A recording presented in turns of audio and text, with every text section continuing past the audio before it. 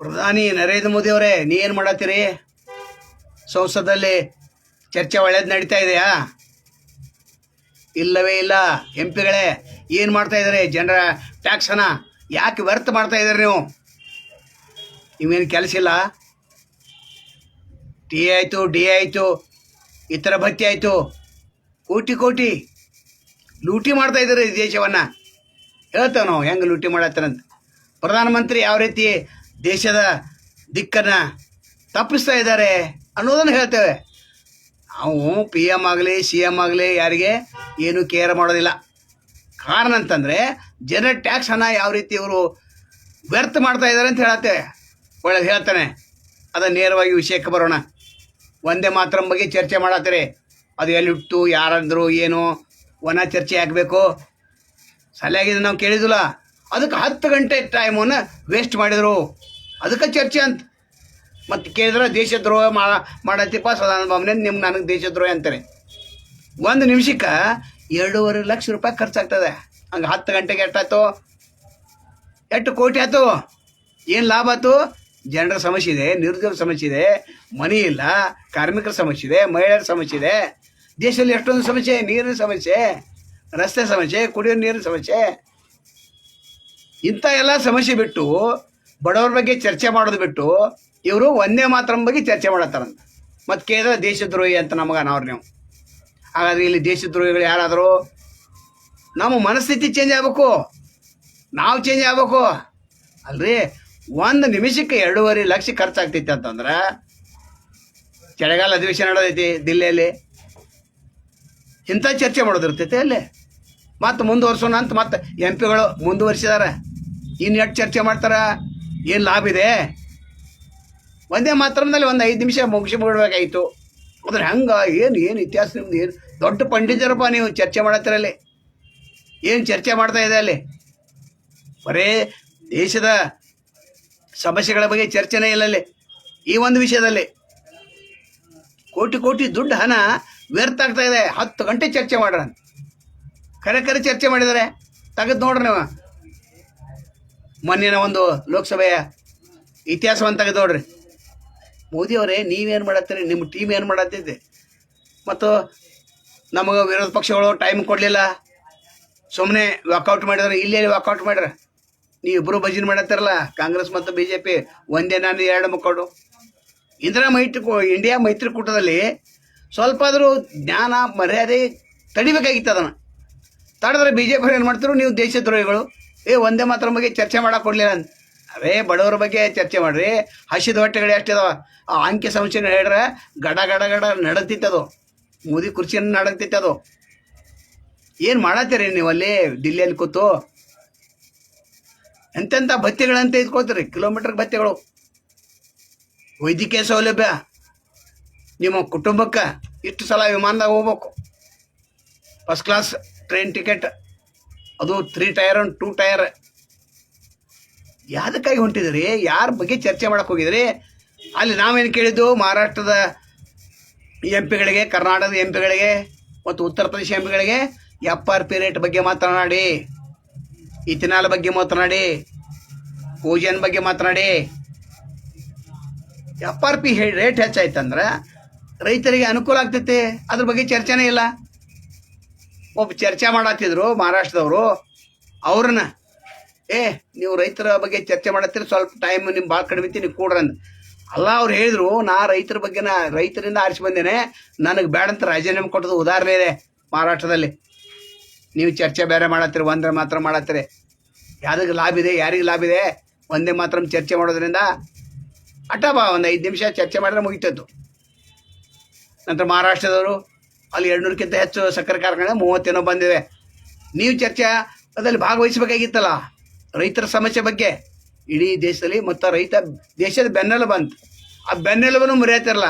ಅದು 10 ಗಂಟೆ ರೈತರ ಬಗ್ಗೆ ಮಾತಾಡಿದ್ರ, ಕೂಲಿ ಕಾರ್ಮಿಕರ ಬಗ್ಗೆ ಮಾತಾಡಿದ್ರ, ರಿಕ್ಷಾ ಡ್ರೈವರ್ ಸಮಸ್ಯೆ ಇದೆ, ಬಸ್ ಡ್ರೈವರ್ ಕಂಡಕ್ಟರ್ ಬಗ್ಗೆ ಸಮಸ್ಯೆ ಇದೆ, ಪ್ರೈವೇಟ್ ಲಿಮಿಟೆಡ್ ಕಂಪ್ನಿಗಳು ನಮ್ಮ ವರ್ಕರನ್ನು ಹೆಂಗೆ ಬೇಕಾದಂಗೆ ದುಡಿಸ್ಕೊತಾ ಇದ್ದಾರೆ. ಕಾರ್ಮಿಕ ಇಲಾಖೆ ಏನು ಮಾಡ್ತಾ ಇದೆ ಅಂತ ಕೇಳಬೇಕು. ನೀವು ಗಂಟೆ ಬಾರಿಸಂದ್ರೆ ಅವ್ರು ಗಂಟೆ ಬಾರಿಸಿರು, ನೀವು ಲೈಟ್ ಆರಿಸಿ ಬಂದರೆ ಲೈಟ್ ಆರಿಸಿರು. ಏನು ನಡೆದಿದೆ ದೇಶದಲ್ಲಿ? ಮೋದಿಯವ್ರು ನಾವು ಕೇಳತ್ತೇವೆ, ಪ್ರಧಾನಮಂತ್ರಿ ಮೋದಿಯವ್ರು ನಿಮ್ಗೆ ಕೇಳತ್ತೇವೆ, 10 ಗಂಟೆ ಯಾಕೆ ಚರ್ಚೆ ಮಾಡಿದ್ರಿ? ಅದು ನಮ್ಮ ಪ್ರಶ್ನೆ ಉತ್ತರ ಕೊಡ್ಬೇಕು. ಯಾಕಂದ್ರೆ ಟ್ಯಾಕ್ಸ್ ಪೇಯರ್ ನಾವು, ನಿಮಗೆ ಟ್ಯಾಕ್ಸ್ ಕೊಡ್ತೇವೆ. ಆ ಟ್ಯಾಕ್ಸ್ ಅನ್ನೋದೇ ಸಂಸತ್ ನಡೆಯತ್ತೈತೆ. ಅದು ವ್ಯರ್ಥ ಆಗಬಾರ್ದಾಗಿತ್ತಲ್ಲ, ದುಡ್ಡು ವ್ಯರ್ಥ ಆಗಬಾರ್ದಾಯ್ತು. ಪ್ರತಿ ಸೆಕೆಂಡ್ ನೀವು ನಾವು ಪೇಮೆಂಟ್ ಮಾಡತ್ತೇವೆ ನಿಮಗೆ. ನೀವು ರಾಜರಂತೆ ಮಹಾರಾಜರಂತೆ, ಮತ್ತು ಅದಕ್ಕೇನು ದೊಡ್ಡ ಇದನ್ನದು ಸೆಕ್ಯೂರಿಟಿಗಳು. ಆ ಸೆಕ್ಯೂರಿಟಿ ದುಡ್ಡು ನಾವು ಕೊಡ್ಬೇಕು. ಇರಲಿ, ಪ್ರಧಾನಮಂತ್ರಿ ಸೆಕ್ಯೂರಿಟಿ ಬೇಕು ನಿಜ. ಆದರೆ ಒಂದು ಮಾತ್ರ ಚರ್ಚೆ ಇಷ್ಟು ಅವಶ್ಯಕತೆಯೇನು ಅಂತ ಕೇಳ್ತೇವೆ.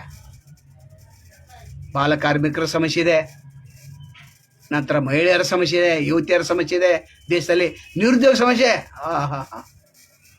ಏನು ಡಾಲರ್ ಎಷ್ಟಿತ್ತು, ಎಷ್ಟು ಹಾರಾಡಿ ಮಾತಾಡ್ರಲ್ಲ ಮೋದಿಯವರು. ಡಾಲರ್ ನಾವು ಹಂಗೆ ಮಾಡ್ತೇವೆ, ಹಿಂಗೆ ಮಾಡ್ತೇವೆ. ಈಗ ನಮ್ಮ ರೂಪಾಯಿ ಪರಿಸ್ಥಿತಿ ಏನಿದೆ, ಹೇಳೋದೊಂದು ಮಾಡೋದೊಂದು. ಮತ್ತು ಸಕ್ರೆ ಉತ್ಪನ್ನ ಇದೆ, ಅದರ 30% 70% ಅಂತ ಮಾಡಂತ MP ನೀವು ಯಾಕಲ್ಲಿ ಭಾಷಣ ಮಾಡಲಿಲ್ಲ? 70% ಸಕ್ಕರೆಯನ್ನು Coca Cola company, chocolate company, American company ಅವ್ರು ಉಪಯೋಗ ಮಾಡತ್ತಾರ. ಅವರಿಗೆ ಒಂದೇ ರೇಟ್ ಇದೆ, ನಮಗೂ ಒಂದೇ ರೇಟ್ ಇದೆ. ಹಂಗಾದ್ರೆ ನಮ್ಮ ಸಕ್ಕರೆ ತೊಗೊಂಡು ಅವರು ಕೋಟ್ಯಾಂತರ ರೂಪಾಯಿ ಲಾಭ ಮಾಡತ್ತಾರಲ್ಲ. ಇಲ್ಲಿ ಸಕ್ಕರೆಯನ್ನು ಅಗತ್ಯ ವಸ್ತುಗಳ ಕಾಯ್ದೆ ಅಡಿಯಿಂದ ಹೊರಗೆ ತರಬೇಕಾಗಿತ್ತು. ಅದನ್ನು ಸಿಲಿಂಡರ್ ಹೆಂಗೆ ಕೊಟ್ಟರಲ್ಲ, ವಾಣಿಜ್ಯ ಸಿಲಿಂಡರ್ಗೊಂದು ಬೆಲೆ, ಗೃಹ ಬಳಕೆಗೆ ಒಂದು ಬೆಲೆ, ವಾಹನ ಅದಕ್ಕೊಂದು ಬೇರೆ, ನಮಗೊಂದು ಬೇರೆ ಇದೆಲ್ಲ. ಹಂಗೆ ಮಾಡ್ಬೇಕಾಗಿತ್ತಲ್ಲ. ಇಲ್ಲೂ ಚಿಮ್ನಿ ಮಾಡಿದ್ರಿ, ಅದನ್ನು ಮಿಕ್ಸ್ ಮಾಡಿ ಹಸಿರು ಮಾಡಿದ್ರಿ, ಹಸಿರೇನು ನೀಲಿ ಮಾಡಿದ್ರಿ.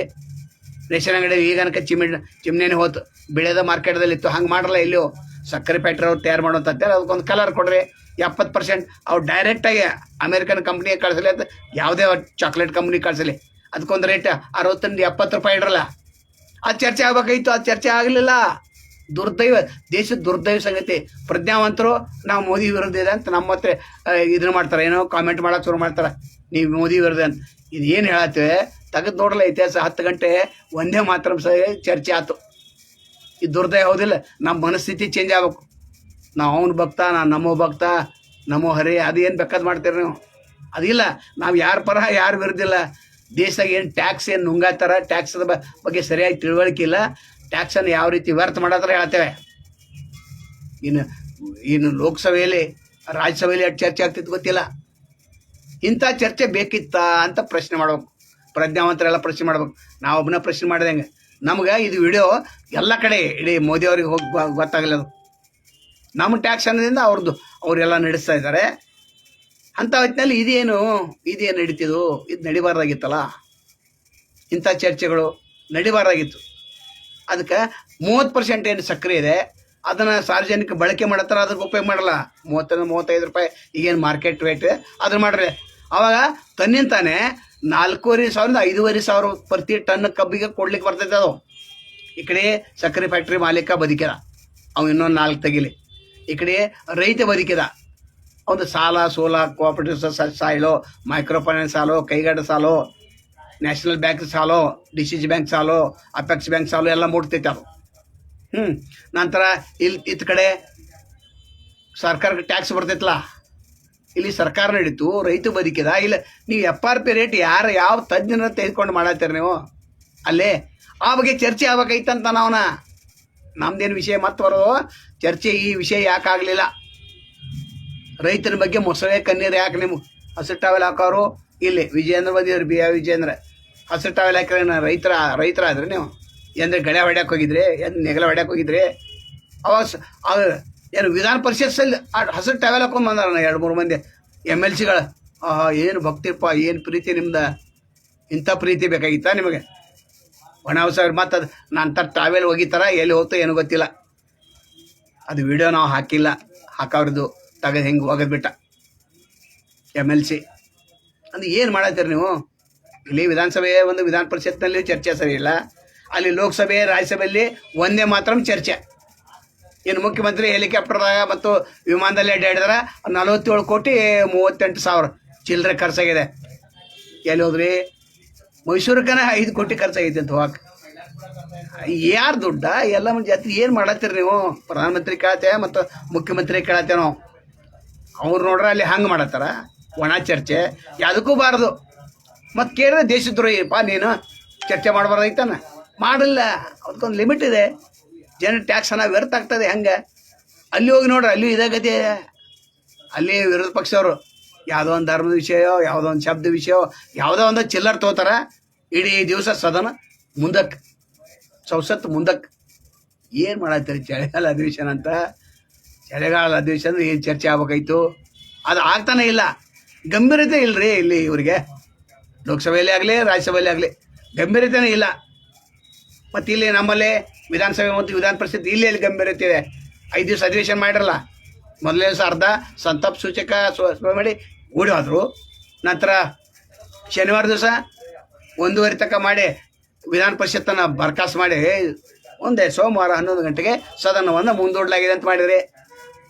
ತದನಂತರ 1-2 ತಾಸು ಆದ ನಂತರ ಮತ್ತೆ ವಿಧಾನಸಭೆನೂ ವಿಸರ್ಜನೆ ಮಾಡಿ, ವಿಸರ್ಜನೆ ಅಂದರೆ ಇದಲ್ಲ, ಸೋಮವಾರ ಬರ್ರಿ ಅಂತೇಳಿ ಹೋಗ್ಬಿಟ್ರಿ.